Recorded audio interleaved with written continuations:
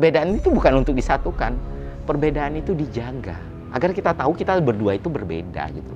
Orang Minang tuh bangga sekali ya dengan sukunya. Iya, iya, sangat, sangat. Bro, gimana pandangan lo tentang politik Minang? Bisa nggak sih kita mulai lagi bermunculan orang-orang yang kuat karakternya dari sisi keminangan sebagai pemimpin negara ini? Hal-hal yang bersifat saintifik ini nggak bisa kita tepikan dalam interaksi sosial antar manusia. Manusia nggak bisa hidup cuma dari filsafat, abang. Mistik itu adalah fisika yang tidak terpecahkan.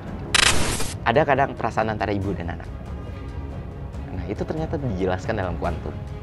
Kalau ternyata ada atom itu penyusunnya kan banyak proton, neutron segala macam, dan itu terkoneksi walaupun jaraknya begitu jauh. Jadi gue harus ngakui bang, ini podcast gue paling lepas. Iya. Paling lepas. Gue jarang sentimental, tapi ya sayang banget gue sama institusi itu, sayang banget gue sama teman-teman gue. Jadi ya ini gak bisa dikasih, bagisan gue tuh benci. Men. Lu kenapa bikin YouTube? Cari duit, ya kan? Bang, lu nanti masuk politik nggak? Kalau harganya pas, ya. Oke. Beberapa orang bisa ngeluarin 10 juta, 20 juta per hari dan it's okay for them. Tapi beberapa orang lagi, 20 juta itu adalah total penghasilan dia selama 2 tahun. That's the point, bang. Akhirnya mungkin politik terbuka, demokrasi terbuka itu memberikan kesempatan kepada generasi muda yang not qualified. Iya, tapi satu mimpi gue adalah ketika gue meninggal, gue tetap bisa bersyahadat.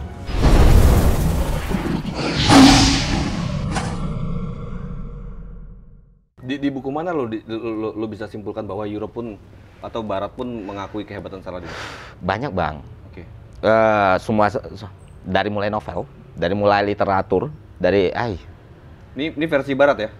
Versi Barat sendiri pun, Iya. bahkan bukan cuma buku, di film aja. Di film. Ya walaupun pada ujungnya di versi Barat ada hal yang berbeda ya? Enggak. Saladin benar-benar digambarkan dengan baik. Aduh. Oke. Heaven apa Secara ya? personal? Secara personal. Kingdom of Heaven. Kingdom of Heaven. Kingdom of Heaven. Itu film lama. Yang benar-benar menggambarkan. Woi, cross night. Ini loh Saladin yang kalian lawan itu. Karena kan Saladin berpegang teguh sama aturan perang Rasulullah.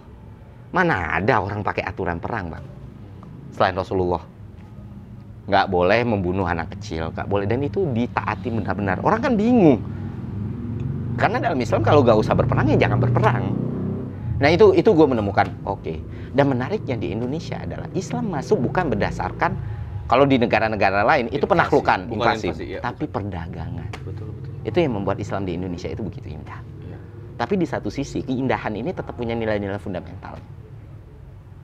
Tetap ada beberapa orang yang gue lihat, beberapa orang yang gue temui. Kadang karena orang tidak mau mengakui dirinya salah dan berdosa, dia jadi membenarkan hal yang salah. Ya kalau lu salah, ya lu salah, dosa-dosa. Ya dalam agamanya dosa-dosa. Makanya gue bilang, ya karena ego manusia terlalu besar kan. Jadi dia membenarkan, ini bisa nih kayak gini untuk satu hal gitu. Ya misalnya lu minum gitu, minum alkohol. Kalau misalnya gue minum, dan gue minum alkohol itu, gue bilang, ya gue salah minum alkohol, that's it. Tapi beberapa orang adalah ketika minum alkohol, cari pembenaran ayatnya. Iya, itu yang, no man. Nggak gitu loh. Ketika mau zina, cari pembenaran ayatnya. Ketika mau ini, cari pembenaran ayatnya akhirnya. Wah, adalah fikih ini macam-macam. Itu yang gue jaga dari diri gue ya. Kalau lo salah, udah ngaku salah aja. Ya emang lo salah. Iya. Dan bahkan terhadap diri kita sendiri kan. Iya. Makanya gue nggak pernah bersuara yang terlalu keras, bersuara atau menyinggung bidang-bidang itu enggak. Karena gue punya prinsip yang gue pegang sendiri. Dan di Asmaul Husna kan ada 99 sifat pencipta Gusti Allah kan. Jadi ya gue percaya. Lu melihat nggak ada konspirasi political agama di Indonesia ini? Gue kurang suka menyebut kata Nusantara, gue pribadi. Gue sukanya karena menyebut wilayah Indonesia, bangsa Melayu ini. Lu nggak suka term Nusantara ya? Kata-katanya ya, Gue sukanya wilayah bangsa Melayu ini. Yang apa tadi istilahnya, kalau misalnya bicara konspirasi agama, Islam pun berbagai macam aliran yang ada di sini, dan akhirnya ya nggak akan lepas juga agama dengan politik. Gimana pandangan lo tentang wilayah agama dan politik? Kalau kita mau bicara dari hulunya, di saat misalnya Sunni Syiah pecah dan lain-lain, bro, bisa nggak lo bantu gua? Agak sulit sih bang, karena Karena depan kamera. Depan kamera. Karena kita kan tahu kita harus sampaikan hal yang baik dengan cara yang paling baik, ya kan. Jadi kayak takutnya visi kita ini, tujuan kita untuk menjelaskan ini ditangkapnya kayak gini. Cuman yang gue lihat adalah kita nggak bisa benar-benar nggak bisa memisahkan ya sebenarnya, karena kan bagian dari Indonesia itu sendiri, bagian dari Indonesia itu bisa terbentuk, bangsa Indonesia itu bisa terbentuk ya pengaruh dari agama, karena agama masuk dalam kebudayaan. Ya, gue pernah bikin dokumenter soal Bali. Waktu itu ngebahas bagaimana kenapa Hindu Bali dengan India itu berbeda. Dan di situ gue merasakan, oh iya, luar biasa gitu loh. Maksud gue kayak, oh sekaya ini ya kebudayaan, sekaya ini bangsa kita gitu. Jadi kalau Bang Fasko nanya ke aku, bisa nggak ini dipisahkan? Ya sulit. Mungkin akan terdengar keren ya ketika balik lagi gue umur gue 20-21. Urusan agama tuh kita pisahkan dari segala hal. Ya lu bisa. Lu yang punya akses segitu panjangnya, segitu besarnya, segitu luasnya, itu bisa memisahkan itu. Tapi di beberapa orang, agama adalah faith-nya mereka, penguat hidupnya mereka. Nilai dasar mereka dalam beraktivitas dan bersosial. Dan itu masuk ke dalam budaya mereka. Dan lu nggak bisa main spirit, main pisahin itu begitu aja. Nggak bisa, ya. Nggak bisa. Jangan naif lah gitu. Dan kalau lu merasa ada hal yang lebih baik untuk dilakukan, atau ada hal yang harus diubah, maka effort lah untuk mengubah itu, bukan dengan men-challenge itu habis-habisan. Masuk, pahami, dengari, jadilah teman gitu loh. Nah kebanyakan kan ketika ada perbedaan, itu kenapa gue sangat mengidolakan sosok Bung Hatta ya. Karena Bung Hatta itu sangat menghargai perbedaan. Perbedaan itu bukan untuk disatukan, perbedaan itu dijaga. Agar kita tahu kita berdua itu berbeda gitu. Dan kita lebih dalam bro, mempelajari apa yang kita pahami akhirnya. Iya bang. Dengan perdebatan, dengan diskusi. Iya. Gue nggak sepakat sama lo, akhirnya, oh apa nih alasan gue untuk bisa decline apa ini lo, gue akan memperdalam lagi. Dan ketika ada orang yang nge-challenge lu karena kita berbeda, gue bakal bela. Lu bisa sangat-sangat berbeda dengan gue, tapi hak lu berpendapat. Karena lu teman diskusi gue yang baik. Karena lu bisa menghargai perbedaan dari gue. Ya. Maka lu teman gue gitu. Nah, hal kayak gini yang nggak bisa dipahamin banyak orang. Oke, gue paksain deh. Ya. Gue pintar gini kok. Mana yang orang-orang bodoh. Ya gue paksain, gue masukin lah semua hal-hal yang gue pelajarin di kuliah-kuliah ini ya kan. Akhirnya resisten. Ya. Dipikir loyalitas itu bisa gini bang. Gue sorry bicara ya. Ada satu hal yang gue pelajari dari beberapa ormas misalnya. Gue nggak sebut nama ormas dan nggak sebut ormas nasional, ormas Islam ya deh. Gue mencoba melihat perspektif yang lebih dalam. Gue datang, gue cari tahu. Ini mereka ini militan dan loyal. Apa yang membuat mereka militan dan loyal? Di situ sisi menarik yang iya. Ya, okay. Dan gue dapat satu care, kepedulian. Okay. Karena mereka selama ini nggak ada yang datang ke mereka kecuali orang-orang ini. Okay. Hidup lu belangsak, lu nggak tahu arah, ikut gue.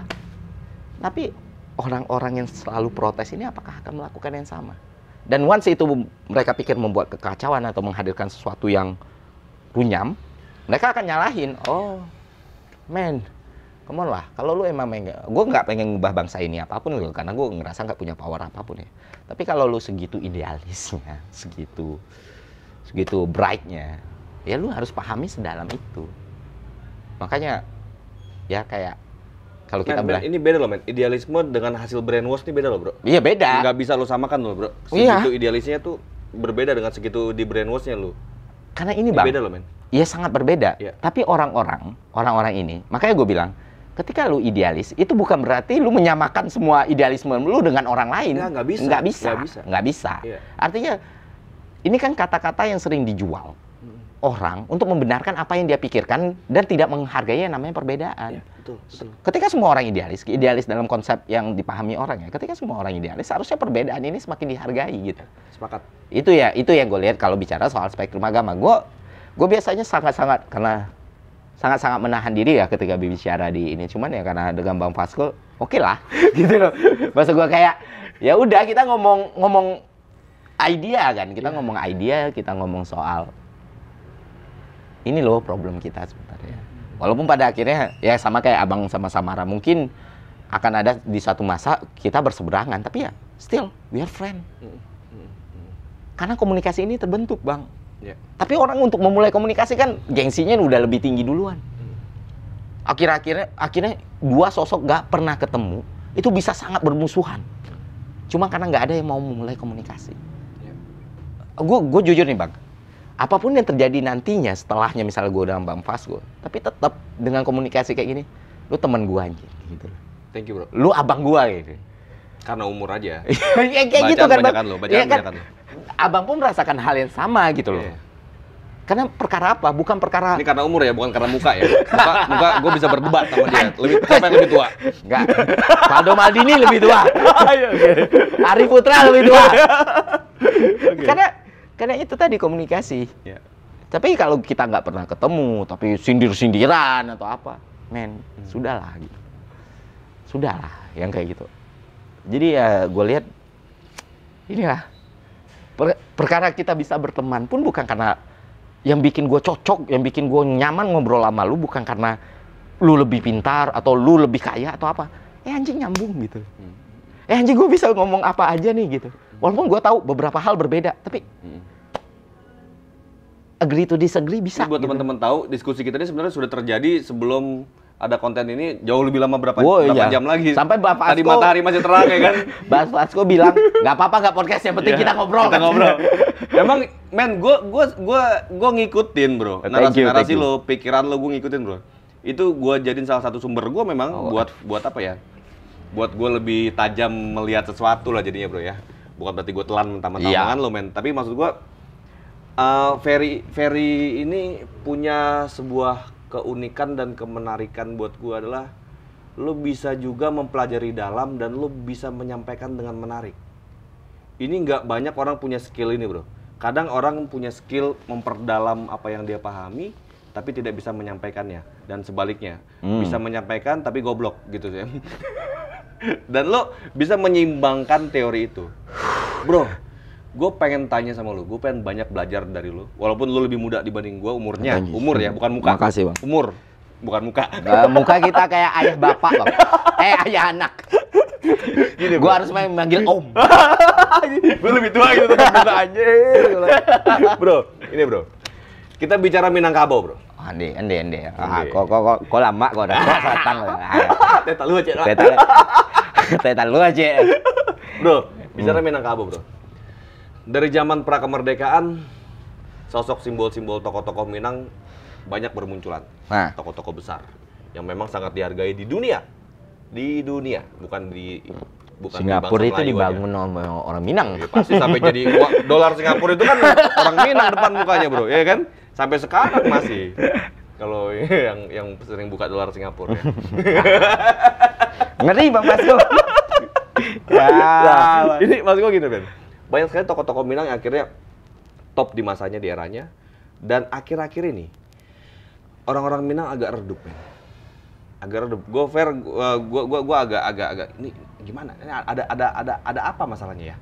Apa masalahnya yang mungkin memang mudah-mudahan generasi kita bisa mulai menghidupkan lagi wilayah ketertinggalan itu. Keminang. Aduh, padahal ibu kota negara itu. Ketertinggalan dalam hal tokoh-tokoh kita yang muncul lagi, bro. Betul. Gimana, bro, pandangan lo? Apa masalahnya? Masalahnya gue nggak tahu ya, Bang. Kenapa belakangan ini jarang sosok Minang? Ini kita bicara soal distrik ya, domestik. Jadi mungkin segmennya orang-orang Minang yang nonton gitu kayak. Karena nggak apa-apa, nggak ada yang nonton juga nggak apa-apa ya udah. Kita ngobrol aja, bro. Biarin lu nggak mau nonton terserah. Mungkin teman-teman gue yang non Minang itu sering lihat orang Minang tuh bangga sekali ya dengan sukunya. Iya, sangat. Bahkan gue yang nggak lahir di Sumatera Barat aja gue bangga. Sama Bang, gue lahir di Jambi pun gue mencari keminangan gue. Gitu kan. Pokoknya nyambung lah, pokoknya nyambung. Jadi kayak, ya memang sangat karena itu bangsa bukan bangsa, suku yang romantis. Asik. Khairil Anwar orang Minang, bos. Iya. Suku pencerita. Iya. Suku pengobrol. Suku petarung. Wah, perantau. Kita itu adalah hasil dari orang tua kita yang bertarung gitu kan. Betul. Karena banyak sekali romantisme dalam Sumatera Barat. Ini yang membuat kita berpikir harus ada yang dijaga. Problemnya adalah, Bang, yang gue lihat dari orang Minang, bedanya dengan orang Batak. Adat istiadat itu mereka pegang sampai anak cucu. Orang Batak di Jakarta itu tetap dengan kebatakannya. Tapi orang Minang di Jakarta, mereka lupa mereka orang Minang. Saat ini begitu. Saat ini begitu. Tapi kita punya pepatah di bumi dipijak di sana langit dijunjung. Iya, tapi fakta ya Bang Awak jarang banget bertemu sama orang Minang keturunan yang bisa berbahasa Minang. Baru Bang Fasko lah sebenarnya. Iya benar Bang. Iya. Abang lo mencari itu susah Bang. Kalau Abang nyari keturunan Minang banyak. Bisa bahasa Minang alun tentu lah. Nah, iko yang tidak dijago deh orang-orang koa. Itu tokoh-tokoh, mungkin banyak tokoh keturunan Minang, tapi apakah ada keminangan di dalamnya? Itu nggak banyak. Dan sekarang yang gue lihat dari berbagai perspektif, dari berbagai dimensi, dari berbagai segmen, mulai muncul nih. Orang-orang Minang ya di stand up komedi kita ada Pras Teguh. Okay. Ya, kita kenal Pras Teguh. Ferry Irwandi. Di politik ada Bang Fasko, ada Bang Faldo. Di media ada Bang Ari gitu kan. Yang memang orang Padang beneran nih. Dan banyak lagi tokoh-tokoh yang misalnya yang sangat saya hormati dan tempat saya belajar gitu loh. Jadi kayak sebenarnya harapan itu ada dan dari dulu mungkin masih ada Bang. Cuman untuk merembuk, untuk bersama ikatan keluarga Minang kan nggak sebesar kalau misalnya orang Batak itu kan mereka tuh bedanya orang Batak itu salut banget gue, salut banget.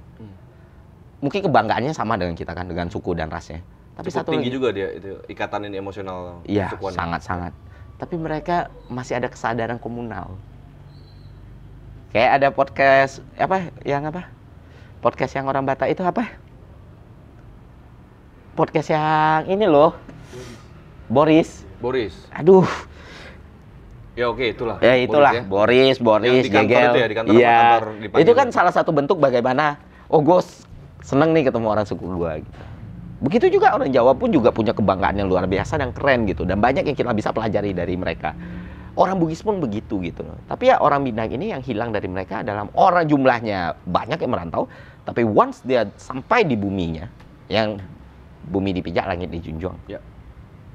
Nah ini keterusan ini nggak ada nih Bang. Jadi keterusannya, oke. Iya, Tapi jadi kayak dasarnya udah mulai jadi hilang. Iya, jadi hilang keminangannya. Jadi hilang. Kan dasarnya lama bahasa Minang tuh lama benar. Ngecik Minang tuh lama benar, Bang.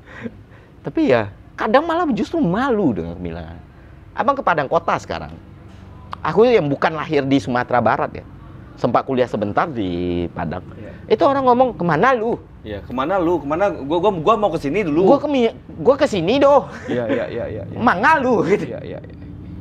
Ada apa ini? Budaya kita udah keren, men. Iya, Kenapa campur-campur gitu. Iya.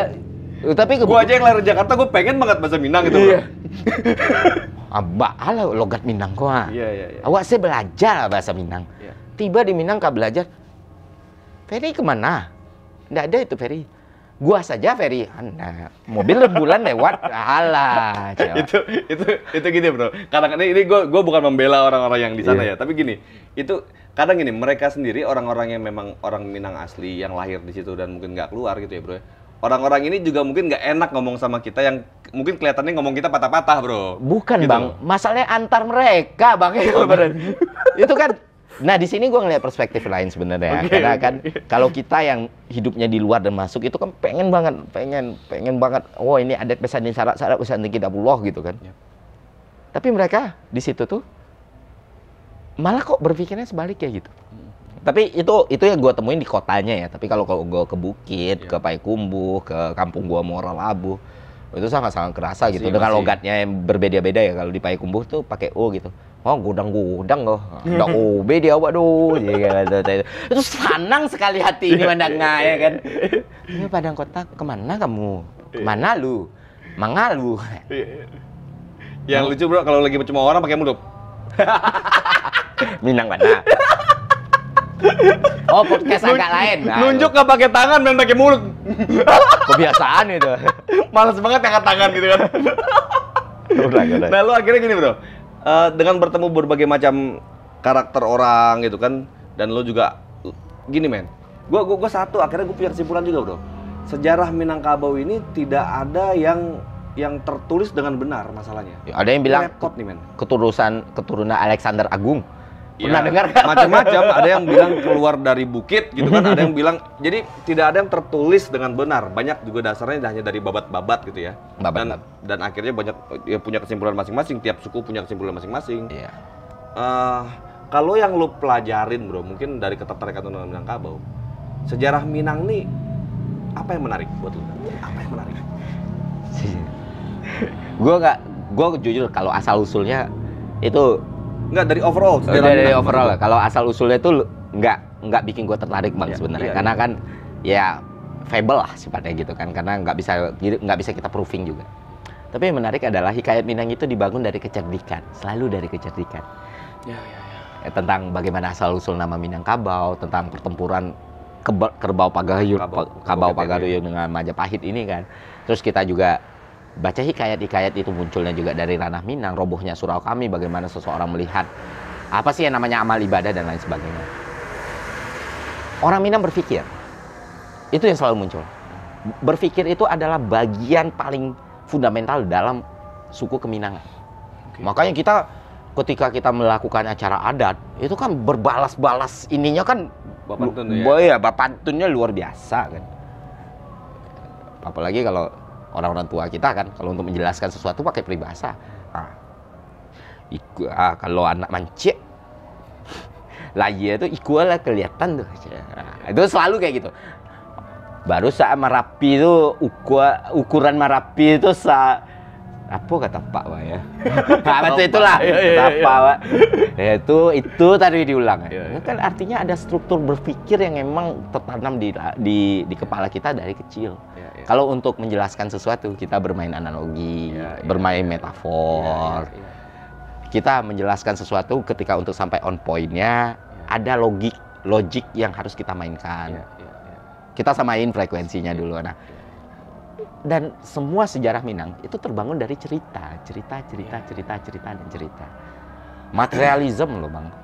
Darah ibu loh. Di dunia ini cuma ada dua, satu di India, satu di Minang. Ya ada beberapa suku kecil lagi sih. Iya. Ya. Tapi gini men. Dulu itu di bangsa Arab itu orang yang mencatat itu dianggap bodoh.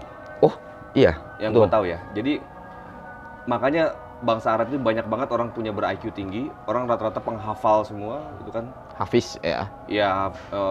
Makanya Quran itu kan baru dibukukan zamannya Khalifah Utsman ya. Usman. Aisyah juga yang mulai dibukukan gitu Quran kan. Jadi memang sejarah bangsa Arab ini memang penghafal mereka. Mereka punya karakter mungkin budaya dan genetik mereka punya kelebihan itu. Dan zaman Khalifah Utsman ini akhirnya terpengaruh oleh budaya Barat yang mulai mencatat. Dan itu menurut gua ada salah satu kelebihan dari budaya Barat itu dengan catatan itu. Tulisan. Dan di Minangkabau itu kurang sekali bro catatan dan sumber-sumber yang jelas. Oh kayak prasasti itu kurang gitu. Iya, prasasti kah atau catatan sejarahnya kah? Kan gua kan lebih suka berbicara dengan data ya, bukan dengan kata-kata, dengan cerita orang. Opini ya, opini lu mungkin, tapi datanya kan nggak jelas. Itu mungkin kritikan gue terhadap kesukuan Minang. Kesukuan Minang ya. Kurangnya catatan kita kurang catatan. Oke, karena pengaruh Arabnya kan gede kan bang, karena pesisir barat kan. Jadi kalau penghafal banyak sekali penghafal. Banyak, bro. Oh ibu saya hafal Yellow Pages, Yellow Page. Ya sebenarnya nggak perlu dihafalin, catat aja sih gitu catat ya. Tapi dia hafal nomor-nomor nih. Iya. Itu Mama ini luar biasa saya bilang. Bro, gimana pandangan lo tentang politik Minang? Dan orang-orang bisa nggak sih kita mulai lagi bermunculan orang-orang yang kuat karakternya dari sisi keminangan sebagai pemimpin negara ini? Bisa dan perlu. Ingat demokrasi terbuka nih. Iya. Makanya susah orang Minang maju. Tapi kadang perlu. Kenapa? Karena tapi orang Minang malah bisa jadi presiden bro di Amerika yang katanya demokrasi. Oh iya. Bisa dong harusnya. Karena electoral college ya. Harusnya bisa. Kalau di sini mungkin agak sulit sih. Agak sulit. Kalau masih terbuka. Masih terbuka agak sulit. Belum saatnya. 1000 tahun lagi. Nah 1000 tahun ketika udah kita capai, belum saatnya juga. Kan dengan sistem yang sama gitu. Sementara aku bisa bilang, oh ternyata orang-orang Minang itu masih still Minang ya. masih still Minang adalah ketika aku bertemu orang-orang Minang sendiri. Even aku ketemu Bang Fasko. Waktu beberapa orang yang di G20, yang diplomat itu jadi kumpul Minang loh, Bang. Oh iya? Karena mostly orang Minang. Oh iya? Iya. Diplomat? Iya, diplomat muda ini. Oke. Oh, gila ya, ternyata masih ini ya. Oke. Dan ketika kita ke UNPAD, itu kan Universitas Padang itu. Iya, karena di kantin-kantin UNPAD itu ya orang berbahasa Minang. Dan karena yang berbahasa Minang itu bukan cuma orang Sumbar, orang Riau pun sekarang udah berbahasa Minang juga. Iya, Minangkabau kan bukan secara geografis Sumatera Barat aja. Bukan. Riau, Minang banyak juga di situ. Jadi sebenarnya apakah negara ini masih perlu orang Minang? Ya masih sangat masih, karena nggak bisa dipungkiri wakil presiden pertama kita orang Minang. Ibu kota negara setelah Jakarta, Jogja, Bukit Tinggi. Universitas. Walaupun darurat, Bang. Tapi tanpa itu nggak ada Indonesia. Tanpa itu nggak ada. Ya. Harus dipindahkan kan? Ya. Itulah kenapa darurat. Ketika kita bicara universitas pertama di luar Jawa, maka itu ada di Andalas Padang. Artinya ini daerah sebenarnya punya romantisme budaya yang luar biasa dan sejarah yang luar biasa, dan nggak mungkin dimatiin kan. Dan kita juga banyak sekali bertemu orang-orang Minang yang brilian. Dan kenapa kita bilang ya bagaimana political Minang, bagaimana pengaruh suku Minang pada politik, apakah masih perlu atau enggak? Ya perlu, karena bukan karena keminangannya, tapi ya beberapa orang Minang itu masih sangat punya karakter dan masih bisa bersumbangsi dengan baik buat bangsa dan negara ini. Masalah dia jadi pemimpin atau enggak, balik lagi bukan soal sukunya atau enggak, tapi seberapa besar rasa cintanya. Ini diplomatis jawaban saya. Normatif. Agak. Ya. Tapi ini normatif. Cuma ya gitulah. Fair. Kalau ini fair. Kalau lu melihat dari segala macam sudut pandang yang sudah lu baca, 1 bulan 20 buku ini nggak sedikit, bro. Banyak berarti. Dikit, Bang. Dan lu udah mulai membaca buku, gue yakin udah cukup lama. Ya. Apa yang paling tertarik, yang bener-bener buat lu gila, ternyata begini ya?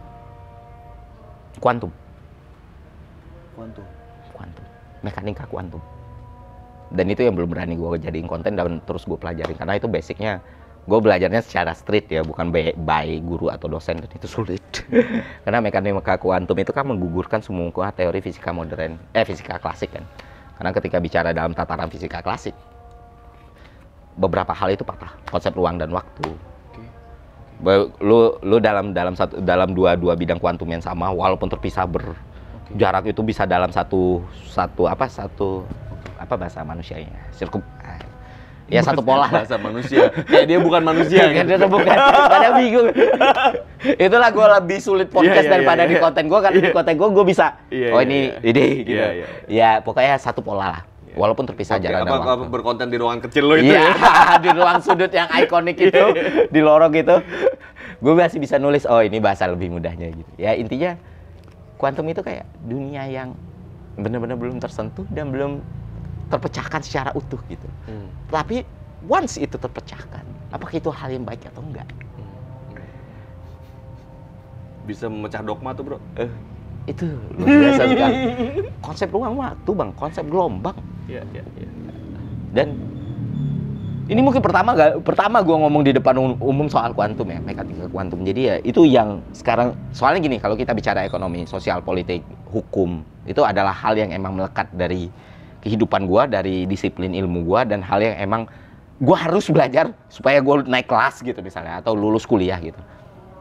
Tapi gue melihat sampai ada yang namanya Boston Higgs, itu partikel ketuhanan itu itu muncul dari muncul dari anekdot juga ya. Itu hal-hal yang alam semesta itu seluas itu gitu. Dan somehow ketika kita memahami hal ini, sesuatu yang saintifik ini tentu akan berpengaruh pada sosial dan gejala sosial. Sangat, ya. Dan dampak sosial gitu. Makanya saintifik, hal-hal yang bersifat saintifik ini nggak bisa kita tepikan dalam interaksi sosial antar manusia. Manusia nggak bisa hidup cuma dari filsafat, Abang. Nggak bisa, ada kepala. Nggak bisa, iya, nggak bisa cuma. Gue nggak sepakat kalau filsafat dasar ilmu itu gue. Gitu aja. Kalau gue nggak sepakat, Ben.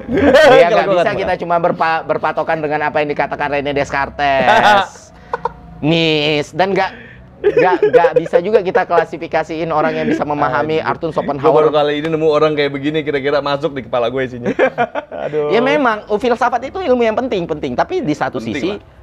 ada saintifik yang memang harus kita pahami. Kenapa apel jatuh? Itu kan akhirnya semakin bertambah ilmu pengetahuan kita, maka kita akan semakin bijak, bukan semakin sombong. Oh anjir, semakin kita tahu kalau kita nggak banyak tahu. Iya, iya. Bro, lu bawa kayak giniannya bro, di 300 tahun yang lalu, lu dibilang dewa. Iya. Simple things, teknologi simple ini. Tapi 300 tahun lalu lu bawa begini bro, keluar api, Segini. kotak kecil, dicium kaki lu bro. Gimana lu menggunakan fisika kuantum, gelombang radio, gelombang frekuensi handphone, frekuensi dan lain-lain itu, yang lu sekarang udah bisa video call dengan orang Amerika. Ya kan, kata orang, mistik itu adalah fisika yang tidak terpecahkan. Terpecahkan. That's the point, Bang. Makanya ada satu channel bagus namanya. Sedikit, jangan-jangan kita ini mampu sebenarnya. Sebenarnya otak manusia ini kan katanya, konon Iya. katanya sangat sempurna. Kan konon katanya pun hardware sudah ada di sini semua, tinggal kita aktifkan softwarenya. Bagaimana kita menginstal softwarenya itu untuk menerima frekuensi tertentu, baik itu bertelepati, baik itu berteleportasi, baik itu lain itu semua, yang memang kita belum dapat cara mengaktifkan hardware itu. Kalau otak enggak, Bang. Kalau Oke. otak kita terbatas. Oke. Manusia itu kan banyak sekarang banyak kalimat-kalimat motivasi manusia hanya menggunakan 10% dari kemampuan otaknya kan. Oke. Itu salah. Oke. Itu pseudosains. Karena kita menggunakan otak kita 100% bahkan saat kita tidur. Ya kalau emang ternyata kita gini-gini aja ya berarti emang itulah keterbatasan kita. Tapi gini, masalahnya itu bukan cuma di bagaimana neuron kita bekerja, tapi bagaimana yang Sistem alam semesta tubuh iya kita. nilai. Karena sebenarnya kalau bicara sains ini analoginya lebih sulit dari ekonomi soalnya, Oke, Bang. oke. Ada kadang perasaan antara ibu dan anak. Oke. Nah, itu ternyata dijelaskan dalam kuantum. Oke. Kalau ternyata ada atom itu penyusunnya kan banyak proton, neutron segala macam dan itu terkoneksi walaupun jaraknya begitu jauh. Gitu. Ada firasat itu ternyata bisa dijelaskan by scientific. Terus satu lagi yang kemarin tuh ada channel YouTube bagus banget, namanya Rumah Editor. Abang harus nonton, mereka bagus sekali dan underrated sekali. Mereka menjelaskan soal santet by mekanika kuantum. Oke. Wow, that's cool gitu loh. Dengan bahasa yang wah, gila nih. Oke nih. Nah, keluasan berpikir seperti inilah yang aku pikir aku butuh. Nah, aku nggak bisa ngelihat dari satu layer. Sama kayak ngelihat ormas, sekedar ngelihat yang kita lihat, ya kita akan melakukan justifikasi yang luar biasa. Tapi apakah ketika kita melihat ke dalam penilaian kita akan sama atau enggak? Justru kita bisa, oh ini nih, ini the truth problemnya nih ini nih. Oh tentang kepedulian tadi gitu. Oke, gue ngomong A, B, C, D, tapi ya apa gue benar-benar peduli atau enggak? Itu akhirnya kita bertanya pada diri kita sendiri. Dan ketika ada orang yang lebih peduli, kita protes. That's the point gitu. Begitu juga dengan sains. Begitu juga dengan fisika. Begitu juga dengan biologi. Jadi ya, dunia ini nggak kekurangan hal-hal menarik yang bisa kita pelajari tanpa kita menuntut apapun imbalannya ya. Karena emang seru gitu. Makanya gue selalu ngedorong orang, ya lu belajar. Kalau lu belajar ekonomi, belajarlah ke ahli ekonomi. Kalau lu belajar soal biologi, belajarlah ke ahli biologi. Kalau lu sakit, ke dokter. Makanya hargain yang namanya kepakaran. Dan kalaupun lu tidak bisa bertemu langsung dengan pakar, lu punya buku. Kalau lu malas membaca, lu lihat YouTube. Dan ketika lu terima informasi, jangan lu telan mentah-mentah. Cari second opinion-nya. Kadang orang setelah dia nonton satu video YouTube aja, dia udah ngerasa bisa nguasain dunia. Udah jadi ahli COVID, bro. Iya, itu. Orang kemarin gila, semua orang udah jadi dokter tiba-tiba. Semua orang tiba-tiba udah jadi engineer gitu Semua kan. orang tiba-tiba jadi ahli Jadi ekonom itu. Mati gue bilang gitu. Makanya setiap podcast gue bilang, wah ini Jadi lebih paham. butuh berapa tahun orang sekolah, bro, buat kayak gitu Lu kan. pikir jadi PhD gampang. Ada orang yang goblok-goblokin profesor karena dia katanya lebih paham. Padahal di S1 aja belum gitu kan. Nah itu, Mati, gue bilang ini. kita hidup di society seperti itu, Bang. Iya, iya. Dan kalau nggak ada yang effort untuk ngasih opini yang baru, ya kita akan terus terjebak dengan hal-hal itu. Makanya gue ngedorong, kalau emang ada sesuatu yang lu bisa bagiin dan lu pertanggungjawabkan, bagiin. Dan itu tidak merugikan lu dapat AdSense. Iya kan?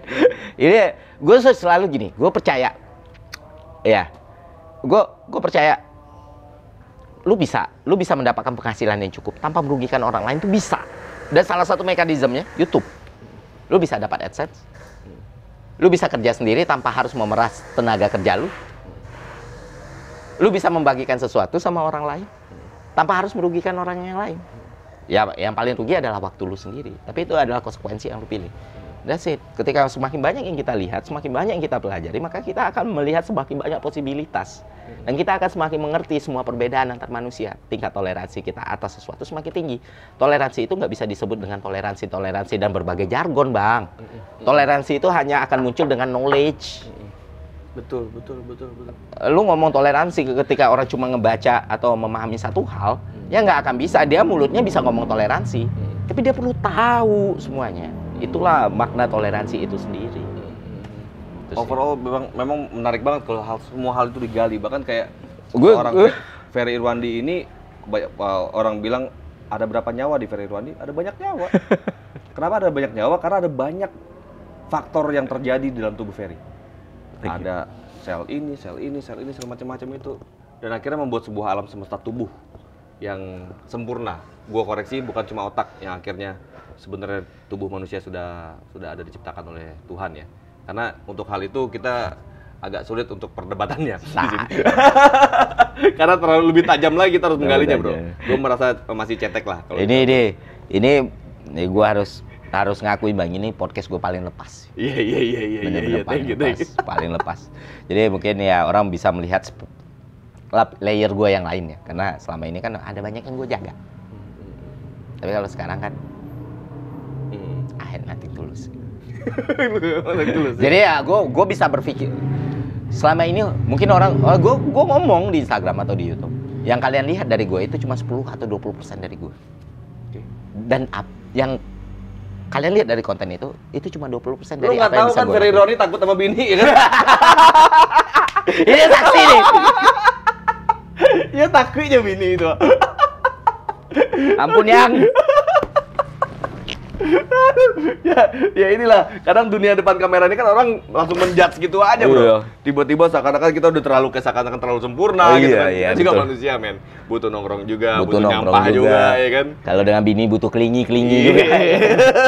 Manusia, bro. Tapi ya selalu menarik ya ngobrol sama Ferry ya. Akhirnya gue kesampean juga ngundang dia. Wah, gue emang sombong banget orangnya. Gue udah ngubungin dia lama bener loh, bro. Lama bener.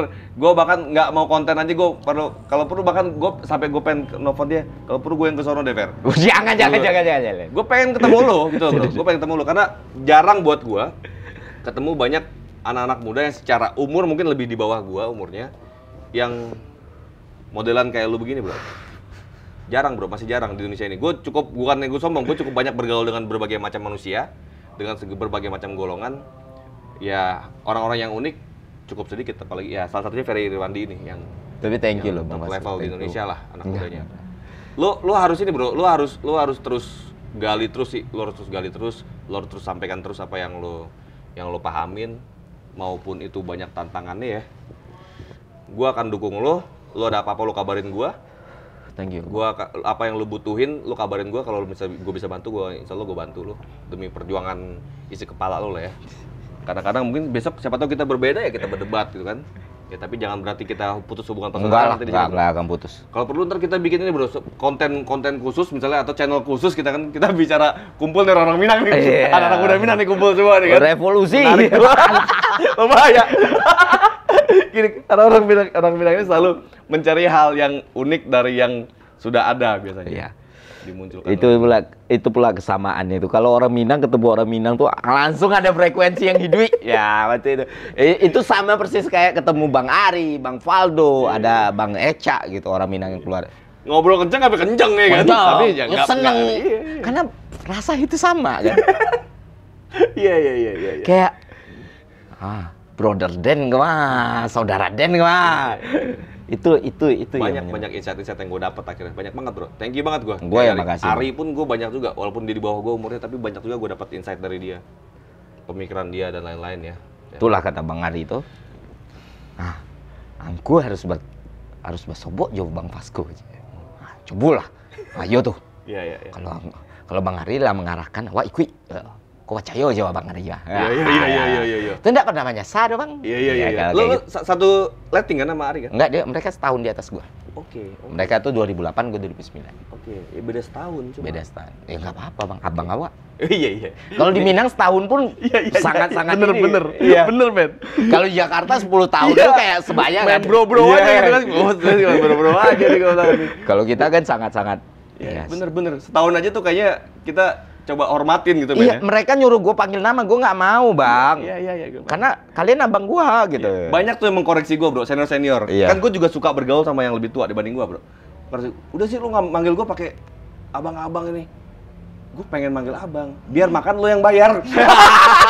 Itu dia. Doa dia, Bang. Kita kan adek deh, bro. Ya, nasib abang deh. Walaupun di dunia karir saat ini banyak sekali ujungnya adek yang bayar sekarang. Setoran ke atas, bro, nggak dari bawah lagi sekarang. Bro, thank you banget ya, bro. Thank you, Bang. Salam sama orang rumah. Iya. Ya, gue bukannya aneh-aneh di depan lo, tapi buat orang rumah lo beruntung dapat seorang Ferry. Ya, jangan terlalu galak-galak juga sama Ferry gitu. Enggak, istri gue tuh love of my life. Onde. Dia orang yang sangat sayang. Ya, apa ya, Bang? Alasan gue buat fight. Iya. Kadang memang orang kritis muncul dari ketertindasan sih. Dan itu ketertindasan yang dijaga. Oh, dijaga terus distabilkan gitu supaya ya. kita tahu Iya, ada orang yang harus kita senangi. Iya. Bos gue istri gue. Oke. Iya. Emansipasi wanita. Ya, kan? bos gue ini loh. Iya. Bos loh. Semua hal yang gue lakukan ya best. Bro, istri apa? Sibuk apa, bro? Kerja, kita satu kampus dulu. Stan juga? Stan juga. Oke, kerja di mana? Di Dirjen Pajak. Dirjen Kemenkeu. Pajak. Onde. Dia ngitung. Nah, yang biasa saya, Bang. Iya. Masih awak kerajo berarti enggak banyak piti dah. Tapi baru dapat bonus kan Dirjen Pajak kemarin kan? Enggak banyak. Nggak banyak ya? Tapi digorengnya kayak banyak mana? Iya. Enggak banyak, Bang, sumpah, Bang, enggak banyak. Oke. Tapi itu kasihan, Pak. Kerajo capek. Kan lita kerajo orang pajak tuh, Bang. Tiba lah, caliak media kan bantu dapat ratusan juta. Nggak do. Iya. Nggak ratusan juta. Bro, ada lagi nyangkut dikit-dikit lagi, bro. Iya. Boleh nggak, bro? Gue tanya gini, bro. Banyak ekonom Indonesia ya,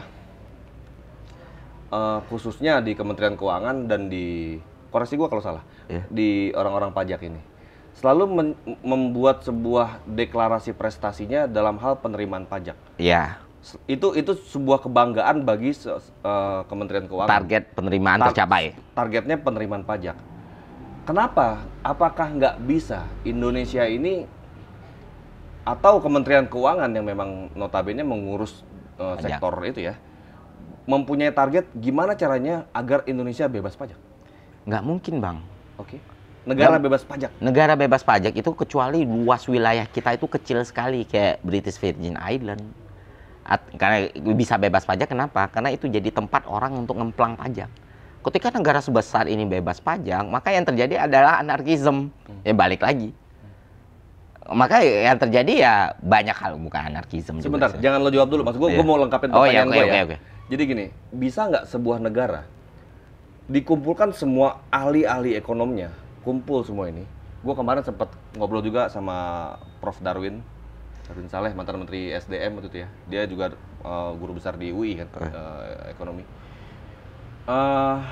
Kenapa nggak ada yang ngumpul membuat sebuah formula para orang-orang pintar di sektor ekonomi ini untuk memformatkan gimana caranya kita bisa menjadi negara yang bebas pajak dengan segala macam pemasukan misalnya, bro. Entah, kan gue sebagai orang di luar ekonomi, gue mikir ya, kan kita bisa menguatkan sektor pendapatan kita bisa berbagai macam unit usaha yang kita ciptakan atau apapun dan lain, mereka lebih ngerti, lu padahal lebih ngerti lah. Kenapa nggak ada yang mencoba untuk meniatkan itu, bro? Karena kalaupun dicoba juga percuma, Bang. Nggak bisa. Nggak bisa. Mau makan pakai, jalanan itu dibangun pakai apa? Gaji pegawai dibayar pakai apa? Orang-orang negara Indonesia kaya, seberapa kaya? Even di Qatar pun kita masih kena pajak. Dengan berbagai mekanisme yang lain. Kalau bicara soal Finlandia, di Denmark itu bisa 60% lebih. Di Swedia bisa 58%. PPN ya? Oh, penghasilan PPH. PPH-nya 50% lebih. Iya.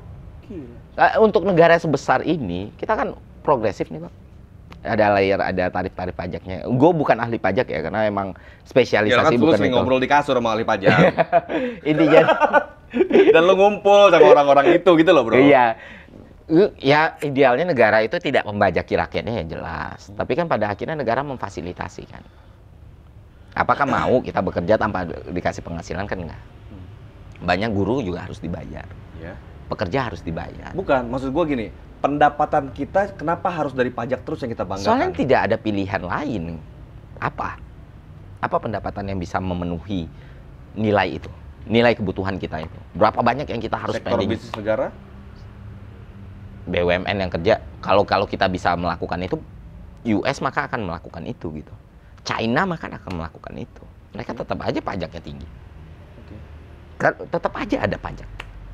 Karena kan balik lagi, pajak itu dengan pajak orang bisa sekolah gratis, Bang. Tapi dengan tanpa pajak, ya balik lagi siapa yang paling kuat. Dengan pajak ada ini loh, ini uang pajak diambil. Nah, lalu ditempatkan pos-posnya sehingga orang SMA bisa gratis gitu, sampai dengan SMA.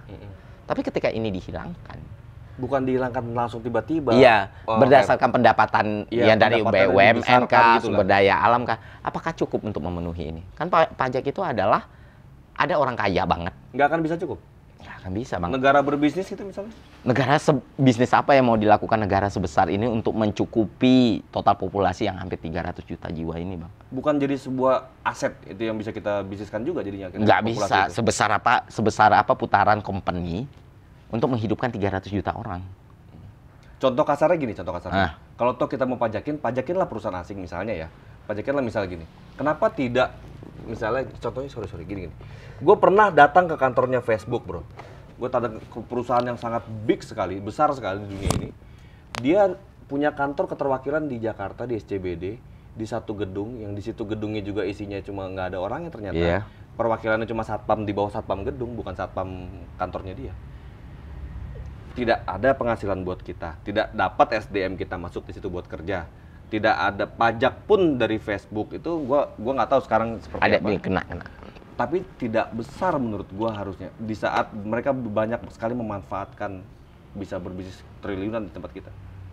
Itu kan salah satu contoh, Fer. Iya. Maksud gua kalian ini kan orang-orang pinter di ekonom, harusnya lebih bisa mempelajari ini sektor real ini kah bisa kita manfaatin, sektor ini kah, sektor ini kah.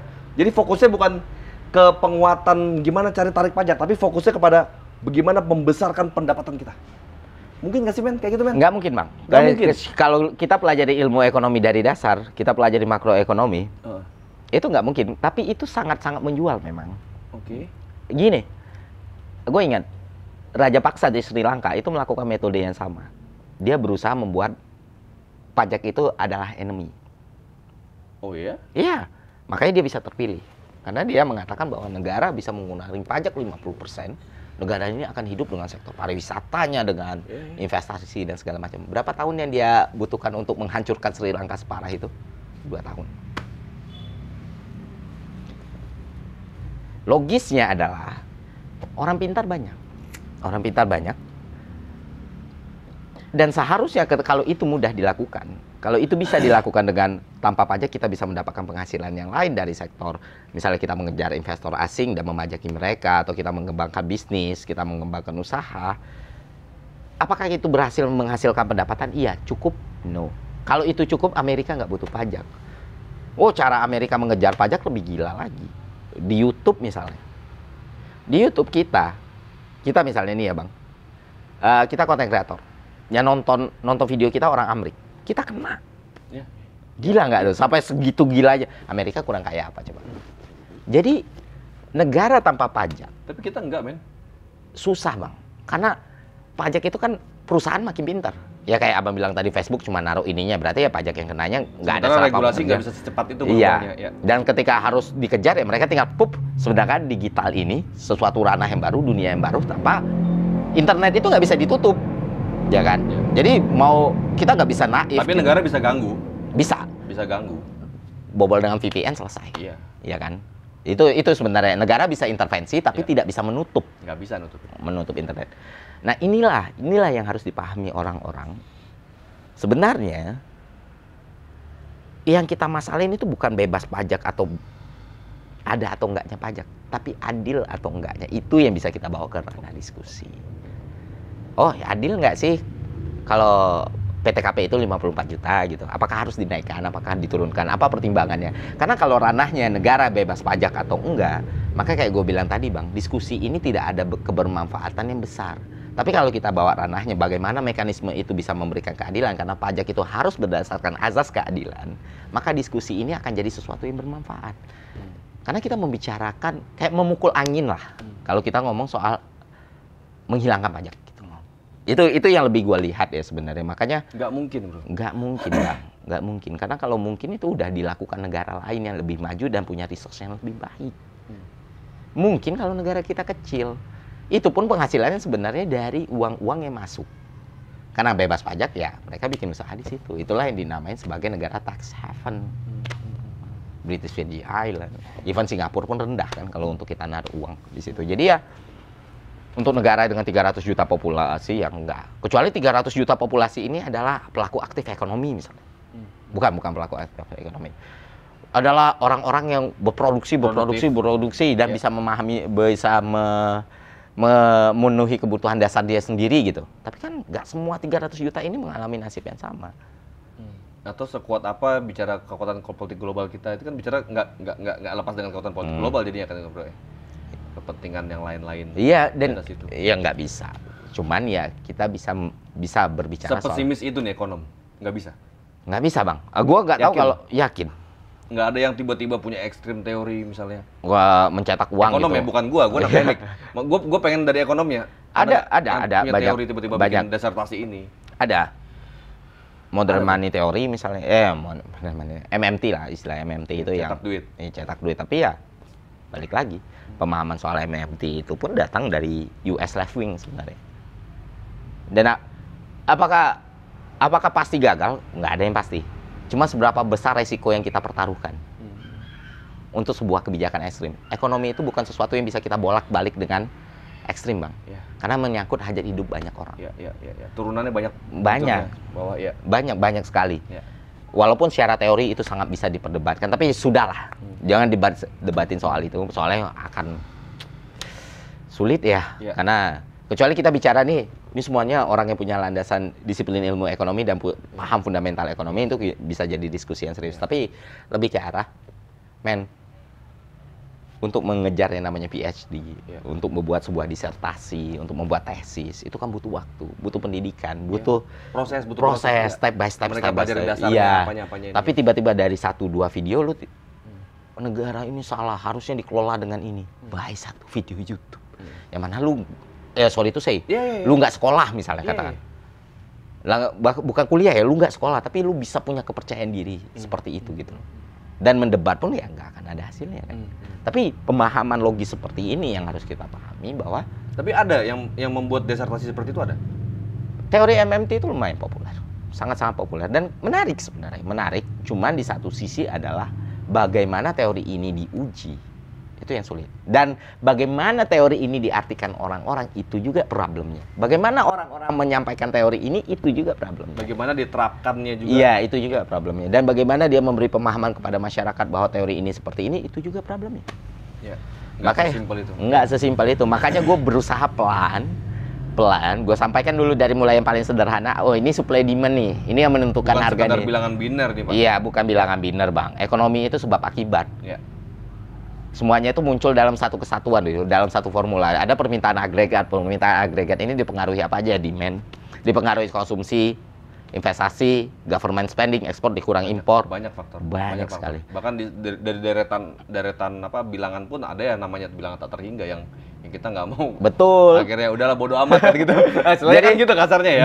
Ada bahkan nggak ada teori ekonomi yang sempurna, Bang. Ya. Keynes dengan general teorinya yang begitu luar biasa yang dianggap sebagai bapak ekonomi modern. Itu mengalami kebuntuan ketika menghadapi stagflasi tahun 1970. Setelah 70 masih kepake. Tapi di kondisi 70, kita nggak punya formula nih. Walau sudah sebegitu kompleksnya ini teori dan sebegitu lengkapnya. Makanya gue selalu mencoba pelan-pelan untuk menjelaskan gini loh, ini loh soal ekonomi itu kayak gini. Jadi kalau kita langsung melompat ketika belajar ekonomi, maka kita nggak akan memahami antara sebab dan akibat ini. Tapi kita ngelihat sebuah mimpi jadinya, karena semuanya akan utopis sekali. Mencetak uang sebanyak-banyaknya itu akan membuat negara maju, lalu dikasihlah sudo proof ya hal-hal proof yang fake sebenarnya kayak bilang ini konyol nih bang, ini konyol dan ini akan gue jelasin sih kayak beberapa orang di Indonesia itu percaya sekali kalau Cina itu punya 2 mata uang, renminbi dan yuan. Padahal faktanya renminbi itu mata uang resminya, yuan itu satuannya. Ini sulit dipahami orang Indonesia karena kita punya mata uang dan satuan yang sama. Tapi ini bisa di-spin dan orang bisa benar-benar percaya, oh, Cina melakukan MMT, renminbi based on project yuan. Alat tukar mata. Itu ini hal berbeda, satu mata uang, satu satuannya. Iya, ini berbeda. Kalau orang yang kuliah kayak abang misalnya, nggak perlu kuliah ekonomi, udah tahu Pak, itu. Tapi mereka ini, kemakan nih. Dan semangat mengguruinya tinggi kan. Ketika di komen, lu tuh nggak ngerti. Gue yang SMK aja tahu kalau Cina. Kan lu bacanya ada. Justru karena lo masih SMK. Makanya lo ngertinya itu gitu. Dan lu bisa kemakan itu tanpa gitu. meremehkan anak-anak SMK Bukan, maksudnya SMK, SMA, karena SMP. ini pembahasannya bukan pembahasan SMK, karena ada pembahasan SD, pembahasan SD kelas 6 beda. Beda. Lu nggak mungkin ya ada problematika yang menyangkut kalkulus misalnya. Tapi lu kasih ke anak SMP ya nggak mungkin, karena ada proses. Sebelum masuk ke kalkulus, lu belajar aljabar. Ya kayak gitulah itu. Ya, kalau di kampus gua kalkulus dulu baru aljabar linear, bro. Dia dasarnya kalkulus. Aljabar linear di atas kalkulus ya, Bang? Kalkulus gitu. Tapi kan aljabar dasar di SMP, Bang. Oke. Kalau gitu kalkulus juga tambah-tambahan di TK udah. Iya. Sampai kita baru lahir ada berapa pisang? Nah, 2 Tapi pisang. tidak dinamai dengan kalkulus. Bukan kan? kalkulus. Ya, itu dia. Emang zaman lu ada aljabar pelajaran, Bro? Ya ada Ada SMP. pelajaran aljabar ya? Aljabar. Gue nggak ada waktu itu pelajaran aljabar. Lu di boarding school sih. Aljabar itu. Gue negeri. Lu masih kurikulum 94, Bang. Gue udah KBK 99 gua. Iya. Itu yang beda. Iya benar. Di tempat gue nggak ada aljabar, ada Tapi kan matematika aljabar itu matematika logik kan. Iya. Yang jadi fundamental semuanya itu kan aljabar. Iya. Dan itu yang gue bilang tadi, Timur Tengah tuh oke ya gitu ya. Kalau anak fisip nggak ngerti nih, sorry ya. Ari Putra. Ngerti ya, otokrasi nih. Otokrasi. Oke. Bro, thank you banget ya, Bro. Iya, thank you, Bang. Ini sebenarnya gue kalau dipanjang lebarin masih banyak yang perlu gue gali dari isi kepalanya si Ferry ini. Tapi karena emang bininya udah telepon dari tadi kan. Dan gue taunya takutnya bini, ya udah mau nggak mau mohon ampun. Mohon ampun gitu ya. Inilah repotnya di saat ibu negara yang udah telepon. Iya, dan gue nggak tahu Bang, gue akan jadi orang yang sama atau nggak kalau kehilangan istri gue. Karena kan ya tempat gue menceritakan semuanya. Ya, udah berapa tahun nikah, Bro? 9 tahun. 2015. 8. Udah pernah selingkuh? No. Belum pernah? Belum. Oke. Yang coba goda udah banyak? Enggak Banyak tahu. loh, Bro, cewek-cewek yang seneng sama laki-laki jelek walaupun pinter. Tapi gua nggak bilang lo jelek ya. Maksud gua banyak lagi cewek-cewek yang kadang-kadang orgasmenya ngeliat cowok-cowok pinter, Bro. Iya. Enggak ada yang goda.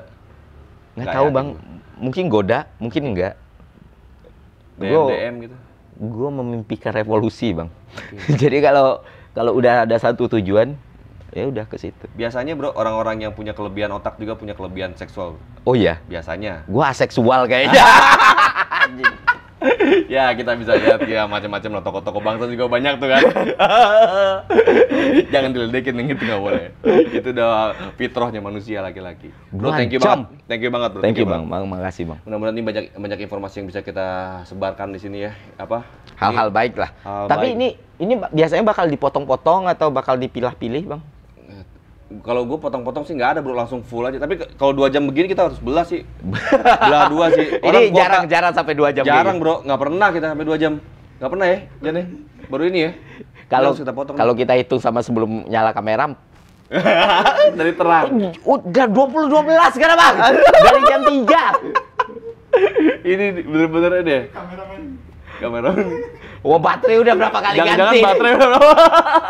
Enggak, gua pakai colok langsung udah Oh, iya. break. Aman itu. Audio aman kan, Jan? Sampai ujung audio aman kan? Masih masuk kan? Jangan sampai taruh ujung gua panjang lebar gini ngomong kita udah nggak masuk di situ, Bro. Ini kita belah ke pecahan konten nanti. Mudah-mudahan, Bro, thank you banget, mudah-mudahan ini bermanfaat Oke, juga. Kapan gue tunggu undangan lu ke Lapau? Iya. Lapau di Ramangun ya? Lah di Lapau, Ramangun. Kakak Kakadai. Acara apa tuh, Bro? Acaranya Ruang publik. ruang publik. Ya. Lu bikin rutin diskusi di situ tuh? Enggak, awal. Hah? Awal diskusi. Kita bakal bicara soal proporsional tertutup dan terbuka dan kita ngasih semua orang untuk bicara. Oke. Karena selama ini gue nunggu partai, nunggu organisasi, nunggu pejabat itu nggak ada yang punya nyali untuk buka ruang publik. So ya, kapasitas gue kecil bang, modal gue kecil, Ya. kedai gue kecil, tapi at least harus ada yang mulai nih. Iyalah, bener. Kecil tapi kan yang nonton satu stadion Senayan lebih gitu, Bro. Iya. Ya, itulah kadang-kadang gue berhadapan juga sama adik-adik, Bro. Gue banyak banget berhadapan sama adik-adik yang pemikirannya masih sangat konvensional, bahkan lebih tua dibanding pemikirannya senior-senior kita di atas kita gitu, Bro. Ya, sorry banget nih adik-adik semua. Buat teman-teman, wah ini kita harus demo begini nih. Men, hari gini digital. Lu misalnya gue tugasin ke lu, misalnya gue tugasin sebagai senior. Ini menarik gak? Gue bikin pencerdasan politik, gue bikin pencerdasan isu. Ini lu demo besok, berapa orang lu bisa turun? Ya bisa bang, kita 50 orang, 100 orang bisa. 50 orang, bro. Bro, hari gini bro, gue tinggal taruh handphone, bro. Satu stadion Senayan minimal nonton kita. Baca gagasan kita, baca kritisan kita. Lu kok masih berpikir ke sana arahnya? Konvensional ya, Sangat konvensional. Udah era digital, bro. di era digital ini. Aduh. Ya kira-kira gitulah ya. Assalamualaikum warahmatullahi wabarakatuh. Kalau nggak selesai. Waalaikumsalam. Gue baru mau ngomong ini.